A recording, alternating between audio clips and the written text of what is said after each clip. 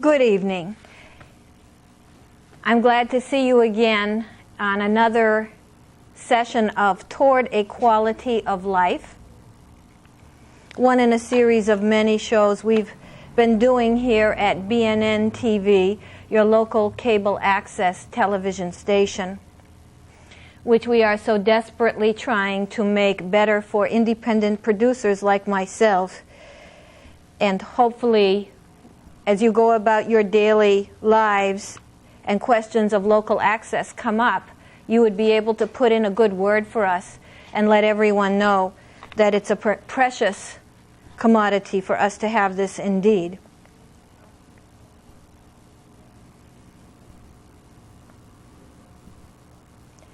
Tonight's session we are doing this session in the month of November in 1997. It will be aired at later times besides this evening as well. And tonight's session is going to address broad issues of law and philosophy as much as such things can be addressed in the short period of time that we have. In thinking about this conversation or dialogue or monologue with you, I was thinking of titles, and what came to my mind were three immediately, which read something like, "What's Your Life Worth?" also known as "Asleep at the Wheels," and also known as "Groggy from Pills." Some of you may be scratching your head saying, what is she talking about? Well, I'm talking about life having some value and life having some worth and dignity and truth and justice to it. And us being on a cooperative awareness and self-exploratory thinking, logic, examination, and journey of understanding more about our life and how we can better it and how we can make it truly worth the value that through history, in the literature and poetry and philosophy, it could have the value that it has been perpetrated to have. Because we know that we now live in a throwaway existence. We live in an existence that has very little value for the human being and less value all the time. Major ethical questions corresponding with that as well. The reason that I mentioned asleep at the wheels is because, unfortunately, we are asleep at the wheel. We're asleep at the wheel here at this television station of which I'm a part, and things have gotten rather deteriorated for us because we, the producers, have not been as awake as we should be. We are asleep at the wheels as we walk our sidewalks, and things are so unsafe for us, as our schools have problems that should never exist and can't even be often called school-like situations, that our elderly are in dire straits, that so many persons are under stress, that depression is a growing phenomenon, etc., etc., etc. And that qualities of our existence and the controlling factors of our existence are not something we seem to pay particular attention to, instead being rather passive recipients of what is happening to us and what is being put before us to react to, merely as passive individuals. The reason I say groggy from pills is because, let's face it, as nice as we like to think that we are, as educated and sophisticated as we'd like to think that we are, as technologically and futuristically advanced as we'd like to say we are, and as scientifically language-oriented as we like to project ourselves as being, we are, in another sense, existentially and realistically, legitimately and illegitimately, a nation and even a world becoming groggy on pills. So we know the expression, life sucks and then you die. A very popular expression some years ago, still referred to. This is the proposition. Life is just a lousy bowl of pits rather than cherries. And that's what you get, and it's too bad. And your task would be at best to minimize the amount of that you have in your life and try to grasp a little bit of that golden ring as you go on the merry-go-round. But more and more hedonistically and futuristically, kind of an entropic philosophy, that there's not much to look forward to, in fact, or that even while we move forward, somehow life is falling back from under us. We also have the expression, life is a bitch, if you remember that expression.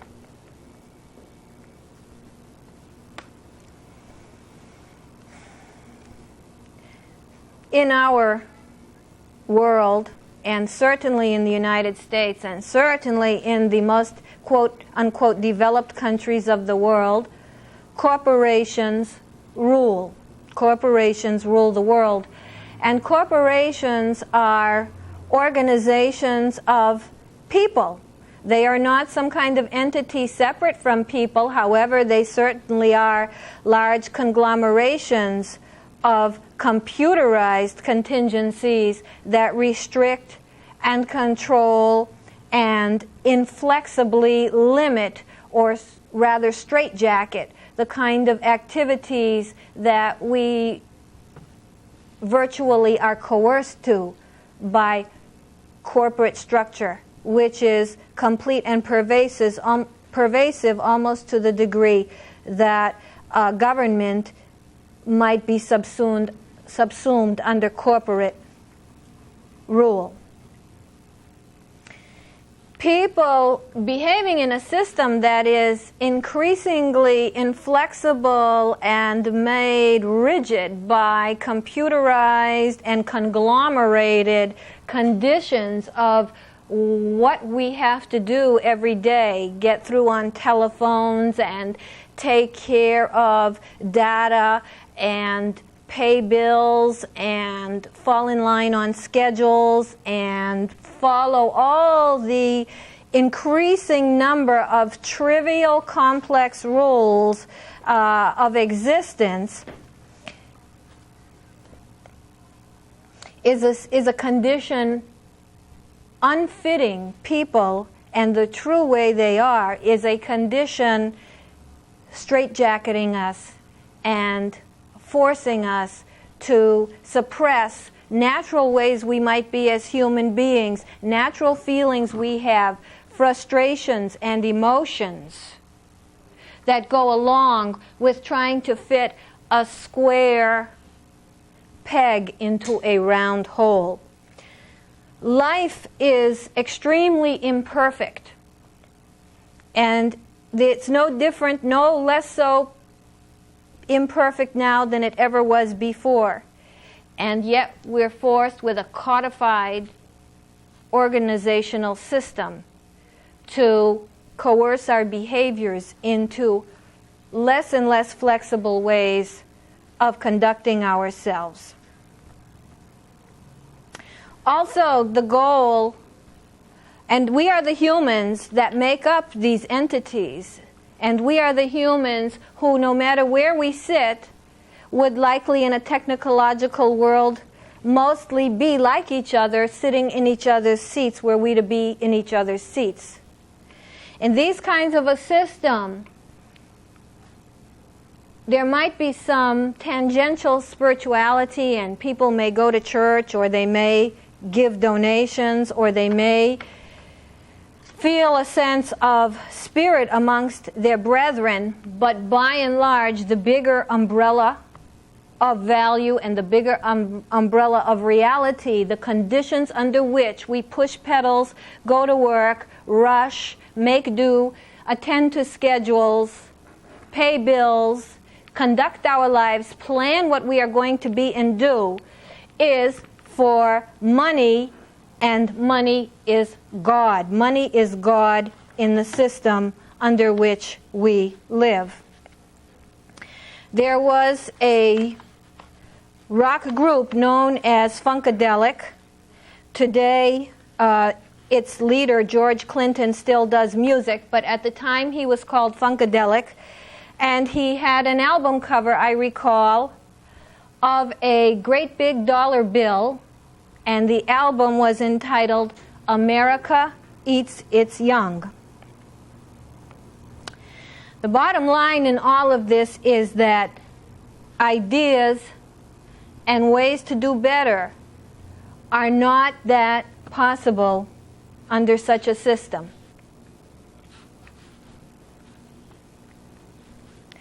Now, when we think about our quality of life and doing better and having something that's closer to what we as religion, we as literature, we as philosophy, we as poetry, we as history, we as suffering, we as people of the world have said and fostered as the possibilities and noblest ways for us to be, if we want such kinds of possibilities to come into reality rather than go further away from them, then we have to be panoramic in how we're looking at the culture.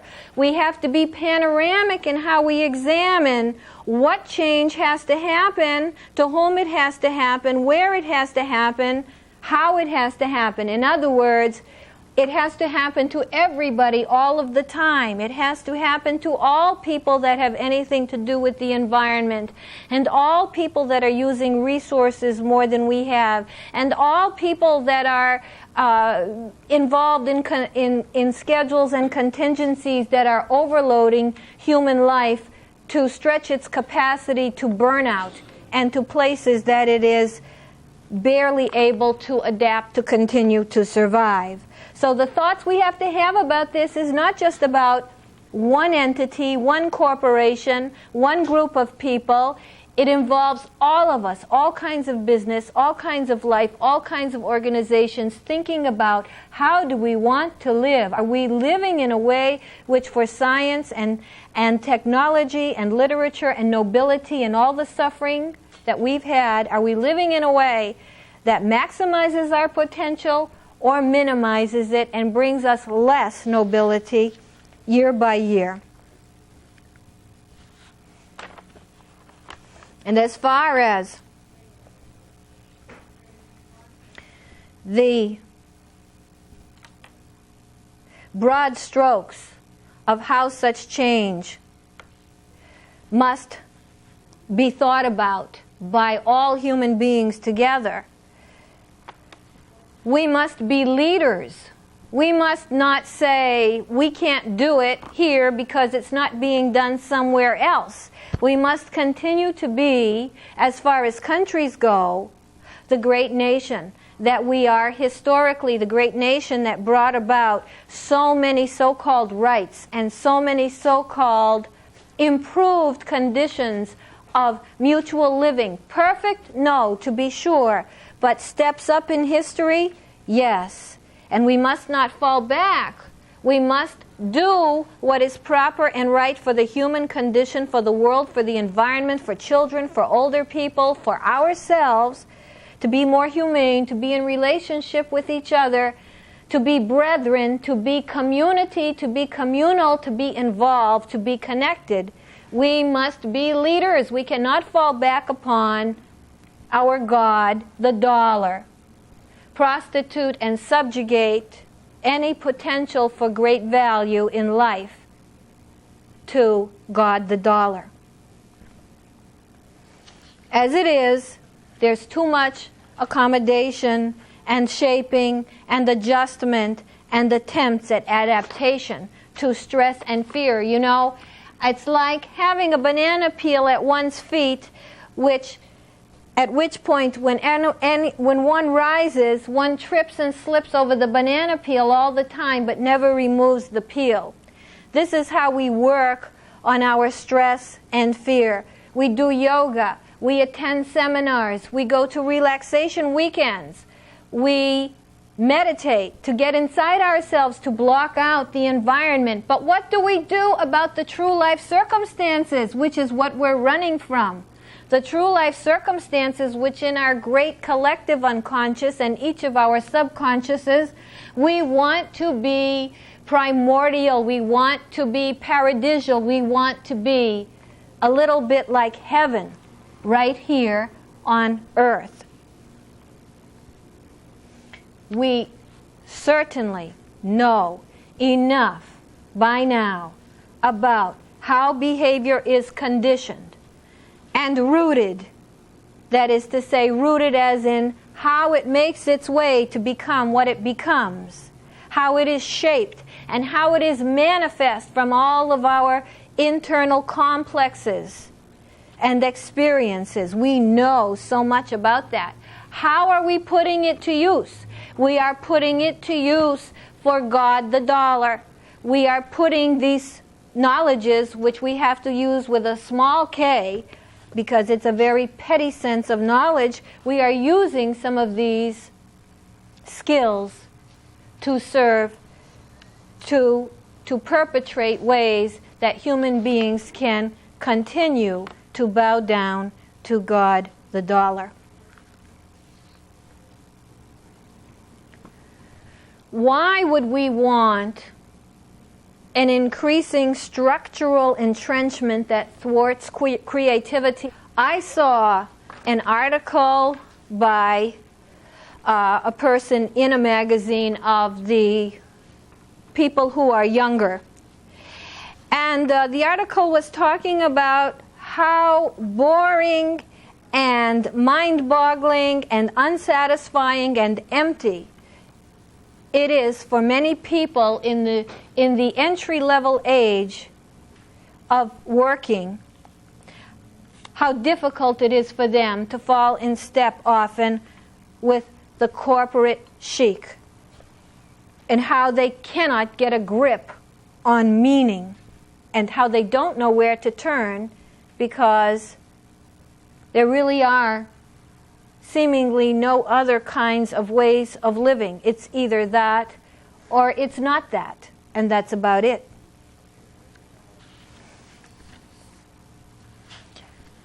We would like to have a culture that is about self-actualization in every way, shape, and form, making that more possible, not less possible, self-actualization and worth. And we're talking about the worth of life, the worth of life, and the worth of one life, the worth of just one life, the worth of just one human life, the worth of just one animal life.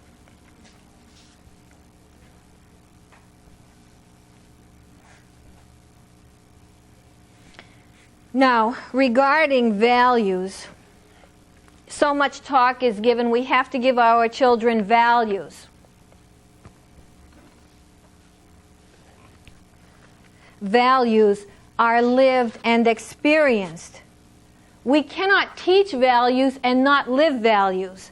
We cannot teach our children to be loving and nice and kind, generous, sharing, cooperative, and then have them go out on streets on which we tell them, don't talk to strangers, keep your eyes straight ahead, don't trust anyone.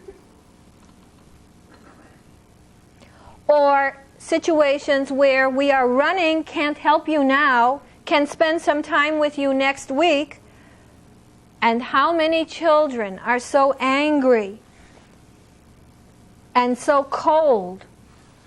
They don't get angry and cold from living warm and tender lives. So the values that people who are so-called conservative might teach from the pulpit could be hollow values.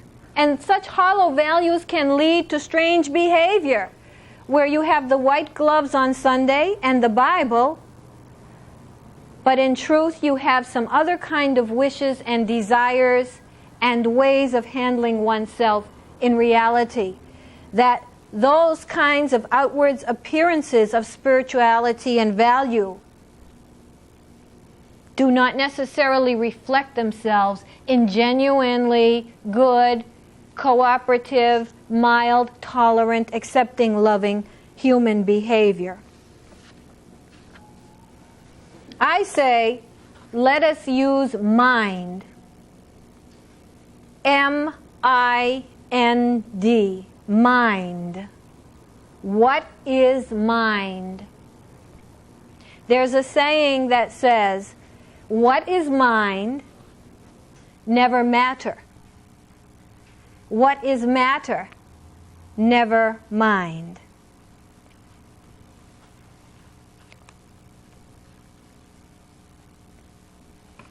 Today, more specifically, talking about law, logic, and rationality is what I'd like to do, because especially such items have been and continue to be of new import in our culture. Law, as we have it in the United States of America, technically speaking, on the shelves, historically, in the books, is a beautiful and marvelous, amazing, breathtaking part of our potential life. The great thoughts, the great logics, the great pensive attitudes and ways of going about the conducting of human affairs can be found in books of laws and the procedures of law. That is, law in theory, law in its pure form, law properly applied. And law tries to follow logic too. And logic should be part of all of our diets. Logic which would struggle to remove what is known as affect or bias or emotion or feeling or opinion or sentiment when we try to look at what life is about, what a particular situation is about. Logic. Nothing but the naked pieces of evidence and ways of deducing or inducing some fact from those pieces of evidence. Logic, very clean, clear of all kinds of other biases and hang-ups, histories and backgrounds, and things we bring with us as part of our human baggage. And rationality in short supply, that we would think coolly and calmly, and not with our past, and not with our personalities, but that we would think evenly and fairly and consistently and calmly, separating the wheat from the chaff in a very careful, deliberate way. All thinking, if you really delve into the matter, all thinking more or less has an emotional base to it. In other words, we have emotional parts to our makeup and we have thinking parts, and it's very difficult to separate the two. In fact, some classic forms of disease have been delineated in part as having a separation of these two modes of human function. However, we do have affective or humoral, emotional parts to our makeup. And so these are pretty much the way we go about living. They kind of propel us and move us and have the feeling of being alive that we are, the motivation. So thinking does have this base to rest on, inevitably, but can this base not be love and fairness and acceptance? Can this base not be an affect or an emotion of love? And how do we get it?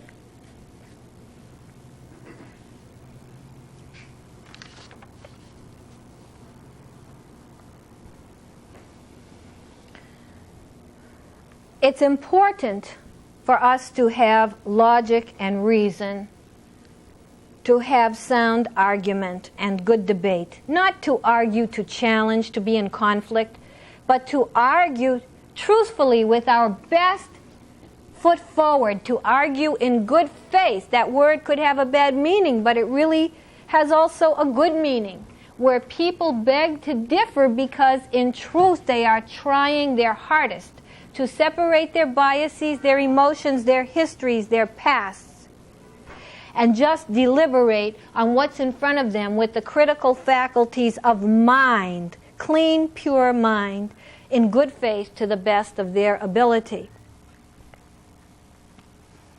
And it seems like, we think of ourselves as humans to be pretty fancy, sophisticated creatures. We give ourselves a lot of credit. We think ourselves the highest of all living creatures. We think ourselves pretty smart when in fact some of the complexities we introduce into living could even be viewed as obstructions rather than revelations. But biologically, to the limits of what we can comprehend as far as we know in space and time as it is, and that's about all we can know, our mind is wired, as we are now, potentially to be logical. That is the beautiful potential capacity. To be logical, to find truth, great truth, small truth, medium truth, all kinds of most factual, relevant, true knowledge about who we are and what life is about. And every situation we come to examine has an intrinsic logic to it. Parts may be missing, in which case conclusions may not be able to be made. Better to not make conclusions than to make a false conclusion. And all things that we think about should forever be open-ended to new evidence, to new thoughts, to future possibilities.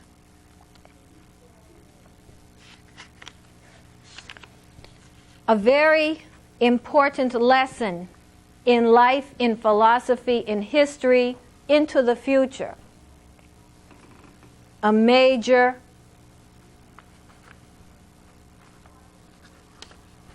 maxim, a major axiom that we could consider is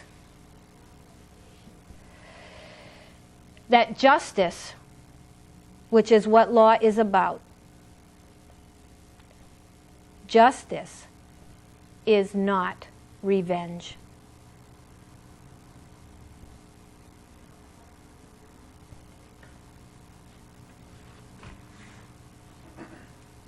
Justice, as definitions would have it, is guided by truth and reason and fairness.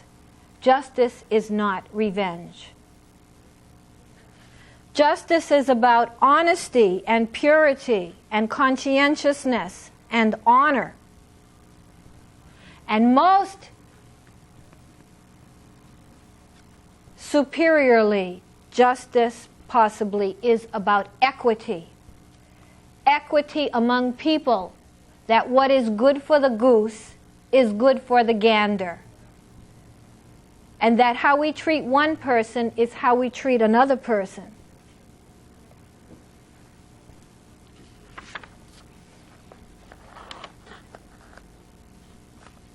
And that all people are worthy of attention and respect, and that you do not have to become famous to make your mark, that we can appreciate, make way for, and ensure the quality of life for each other just in knowing each other right up front, person to person, every day, every minute, every hour. Justice in the Old Testament, famously, as we know, is the famous maxim, eye for eye and tooth for tooth. In other words, revenge. justice in the New Testament, and I don't say this from a religious point of view, I say this from a cultural and historical point of view. Justice in the New Testament is not eye for eye and tooth for tooth. What is spoken is to turn the other cheek, which is a lot to ask. Somewhat similar to transcendentalism, where you can transcend the foibles of yourself and other people and overlook them and be more gracious. Or the epitome of issues of justice in the New Testament, in the crucifixion of Jesus Christ, when on the cross it is reported, according to the Bible, that Jesus Christ said, "Father, forgive them, for they know not what they do." Not revenge, not punishment, not humiliation, and yes, murder, not murder as in penalty of death, not murder. Throughout our history, we've had arcane and feudal and primeval systems of harsh and inhumane treatment towards each other. It has gone on for centuries, and it could be argued in some ways, to a greater and lesser degree, it continues slowly, ever so dribbly slowly, to alleviate around the world to a tiny degree. Fallacious judgment is rampant in history.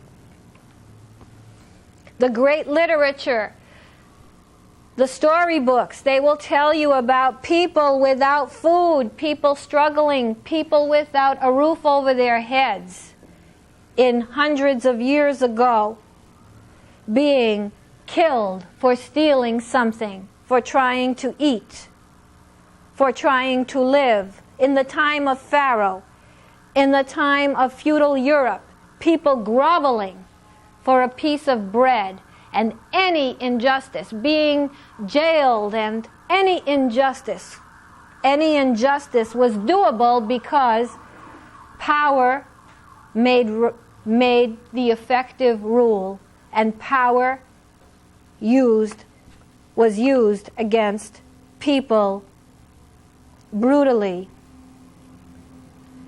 and wantonly. Look at the Inquisition in times of the Catholic Church in the Middle Ages for having ideas that are contrary to those of the Church, or just being suspected of them. What about the times of Joe McCarthy in the United States? What about the witch trials of Salem? What about the lynchings in our country? What about having the wrong religion and the wrong background? What about being a woman? What about being a pimp to women? What about the way one is brought up or brought into this world that one would become a pimp to women? Think of the great literature. Think of Victor Hugo. Think of Shakespeare, the stories of life. And think of the most celebrated victim of human unfairness, Jesus Christ. Again, I don't say this to you from a religious point of view. I tell you this from history. The most celebrated victim I say more people can be crucified. I say people who have gone to the death chair, to the electric chair, to the gas chamber for being falsely convicted, those one people here and those one people there, have known the ultimate unfairness. And as humans, we think about it afterward, in reflection, a long time for us to settle down from the mob mentality, a long time for us to start to see little facts leak out, long time for us to rewrite the way something may actually be. And in all of this, is there ever a need to be mean? Is there ever a need to want to get somebody?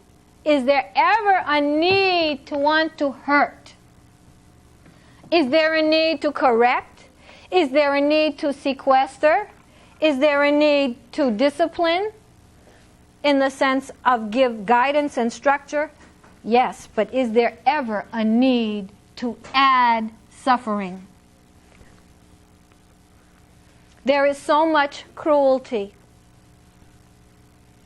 from history, from now, and from anything we know about life going into the near future. Will it ever end? And how, when, and where will it end? Oh, we have it in us to be mean. And just from a practical point of view, cruelty can't stop people, especially in the new millennium. Cruelty, in case you think you need to hit people triply hard, you need to do them in kind, you need to have them suffer. It's fun, it gives you satisfaction to be mean, or being mean is your best defense against feeling mean, or feeling the things that were done that are mean to you. In the new millennium, punishment and cruelty will not fit the bill. There's a famous novel, science fiction novel called Dune, in which persons from one planet are in a struggle to get water somewhere from another planet. And the person in the book who is primed to be the leader of the group that needs the water is put through excruciating physical tests of pain and suffering for the kind of psychological life we are living in the new millennium. People are conditioned to cruelty. People are conditioning themselves to cruelty. Witness perpetrators of crime for those who say, let us get revenge and do murder to people who do crime. To those persons who take a machine gun or a rapid-fire automatic gun and kill people, it is nothing for them to turn it on themselves. Think of how often that happens. They get the satisfaction so that you aren't able to do something in kind to them. How often do they value their own lives as little or less than the people they perpetrate against? And so do the kids. So do the young people. And they will tell you that over and over again. Their life is worth nothing to them. It doesn't matter. You can see in homes for adolescents who are in residences for so-called bad behavior, for personality disorders, you can see there is nothing oftentimes you can do in the way of punishment to control them, because they're so beyond hurt and so much into the principle of the matter that the more you punish them, the more they will take the pain. And what about terrorists? Are terrorists not inoculated to pain? Do they not eat bullets for breakfast? Do they not walk on nails from the days they are young often? They are weaned on cruelty often.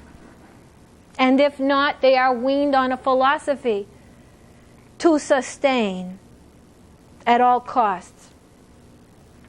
And what about many of the people in South America? And what about someone like Che Guevara?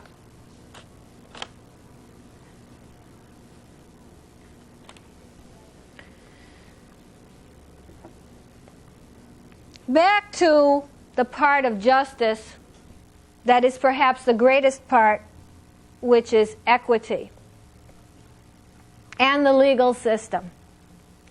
The part of justice that is to be honest and fair and consistent and open and available, which should go for life and not just justice and not just law. That the courts should work and breathe, and that we should all be part of it, not expect it. You get nothing by expecting it. You only get it by being part of it, knowing it, living it, using it, working it. You can't expect it to be there if you're not part of it.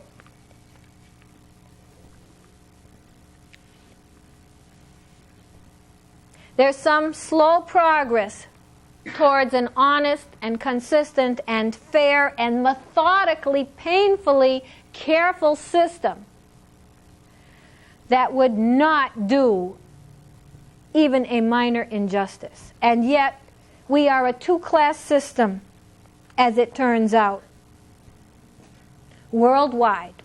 And an increasingly two-class system in this country, where an increasing amount of wealth is in few people's hands, and then an increasing amount of, lesser amount of aggregate wealth is in more people's hands, so that there's nothing in between, no gradations.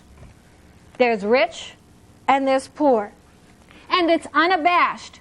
And things that go down in the legal system, unabashed, paying your way to so-called justice. And we are, as I said in the beginning, asleep at the wheel, groggy on pills. Unabashed treatment differences for people of means and privilege versus people who are not, back to the way we treat each other to begin with. If we weren't asleep at the wheel, and if we knew law and the beautiful thing that it is, and it's sitting there on the shelves, and how can we let it go? How can we fritter it away because those doors of the courthouses are closing? Those rights, those great thoughts, those meticulously searched for truths, those flexible ways of working out things civilly, without violence, with each other, by argumentation that is sound and logical. Those doors are being closed as we are asleep at the wheel. And we have, as a society, as a bunch of people in contract with each other, this phenomenal vehicle that we are allowing to go by the wayside because we are asleep at the wheel. Regarding people who do harm, we certainly must protect ourselves and each other, though we don't need to hurt or add suffering to people. We don't need to put them in a position of loveliness, but we do not need to add suffering. We have so much in this world. So we must remove dangers and harm, most certainly. And the truth about rehabilitation, as the penal system would have it, is that by the time someone is locked away in a penal system or stays in a penal system. The things that have gone down and the ways the personality and behaviors are already formed are so difficult to undo. And after all, what are the environmental conditions in that situation to make a difference? As I said in the beginning, we have that expression that life sucks, as people have used it so much in the past. It's still the case when you're in prison. And the task of somebody, the reality of having a whole new life and seeing a whole different way, and ever being able to forget the hardened ways that bring one to be perpetrators to begin with. This is pretty much not possible to do by a rehab system as we have it. So we have to say that rehabilitation as an option, and if people have illnesses, psychological, etc., they are so long-standing and intricate that one would need a soulmate to love and care around the clock and live a whole new way together to get some slow eventual change over time, generally speaking, that rehabilitation is not something we should just expect to happen or expect will happen and use it lightly and let people come back away from systems when they've done drastic things to other human beings on some very unsubstantial bases.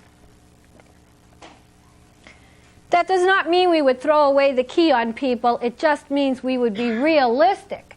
But the point is, we ought to get our children when they are born as a society together. We should not have circumstances. We should be mutually liable for our children.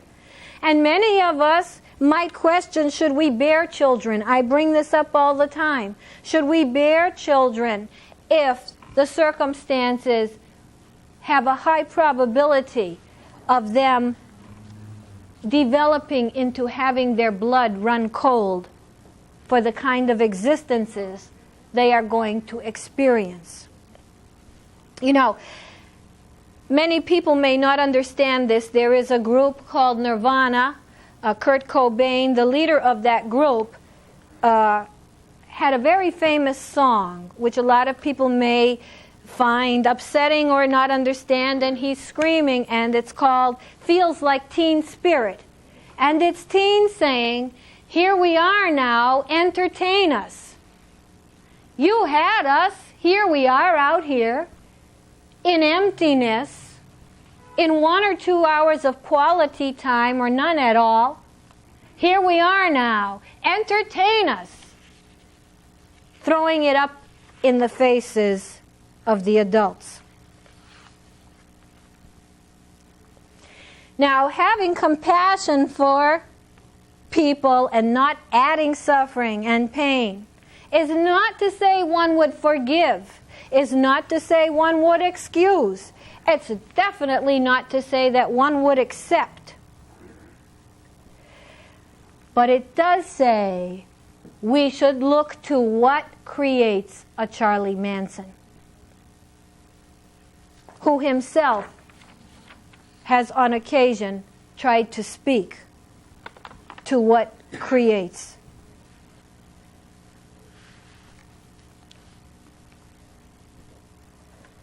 such aberrant behavior. And while I'm on this asleep at the wheel, 2-class, got to have lots of money to buy justice situation that we live in, I'd like to make a mention about trial lawyers. Every now and then recently it pops up, let's get rid of trial lawyers. To be sure, they take a lot of money. To be sure, they use slick tactics, which, by the way, everybody should be learning how to be technically proficient with what is the law of the land and what is anything of the land. Don't be a dimwit, be an outwit. But these trial lawyers in a system that is corporate, as I started out in the beginning, that is inflexible, that is very powerful, that makes the rules, that sets the circumstances for the God that is dollar, and for all the ways we rush and scheduleize ourselves to get by and just stay above water. These trial lawyers, barracudas though they may be, as are so many lawyers, are the only buffer in that kind of highly sterile and rigid system to begin with. They are the only buffer for the so-called average person who dives off a diving board and paralyzes himself because it is made wrong, or who rides in a car and dies in an explosion because the car is made unsafe. They are the only vestige remaining to go into court and potentially have redress. And once the trial lawyer is not there and the system we have remains, for sure those doors are shut. But those doors are shut, as I said before, because we are asleep at the wheel, because we are groggy on pills.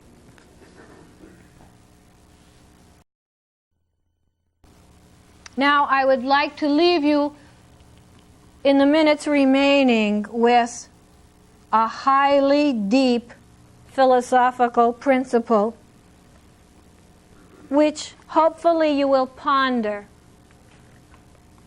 It's deep, it's proper, it's part of our human psyche to contemplate this proposition. And that proposition is that one potentially innocent life, just one out of the billions, one potentially innocent life up the river is worth all the innocent life of the world.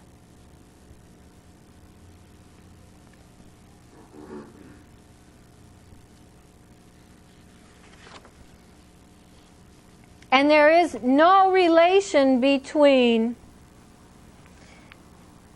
being potentially guilty and let free versus being potentially innocent and convicted. There is no relation. In other words, if we miss giving the just deserts, or even, unfortunately, protecting society from persons who would do us harm, that is a very separate situation of no philosophic bearing to the almighty proposition that one person who is possibly innocent, where there is some equivocation as to absolute guilt, there is no way to know firsthand or by evidence, that is, leaves absolutely no room for doubt,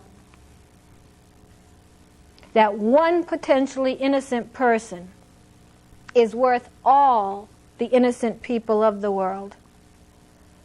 And the greatest injustice is that somebody would be convicted when innocent, and that somebody, as has happened too many times, would be even put to death because he or she is innocent.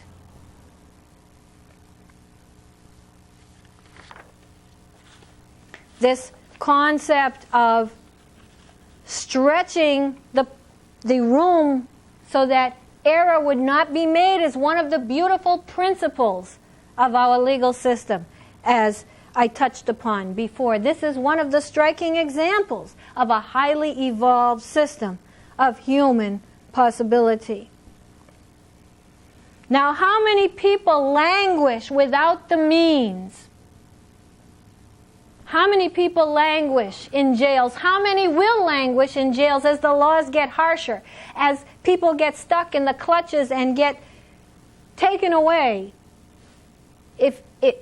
if you know about literature, if you know about life, if you know about first-hand experience, if you know about examples, you know that events can just catch you up in a whirlwind, and before you know it, one thing leads to another, and down the tube you can go.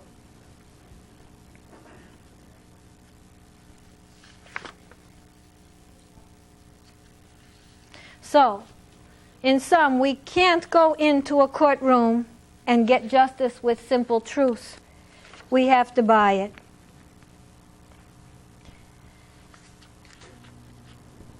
We are asleep at the wheel. We should teach our children to study. We should teach our children to know. We should teach ourselves to be aware. In medicine, in living everyday lives, in multiple people, circumstances, emotions, occasions, and unrealized self-incriminations, I leave you with this.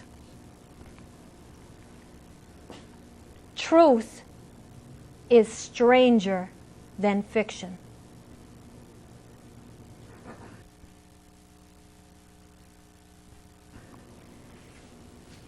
Before I leave, I'd like to say special thanks to the people who are here helping me.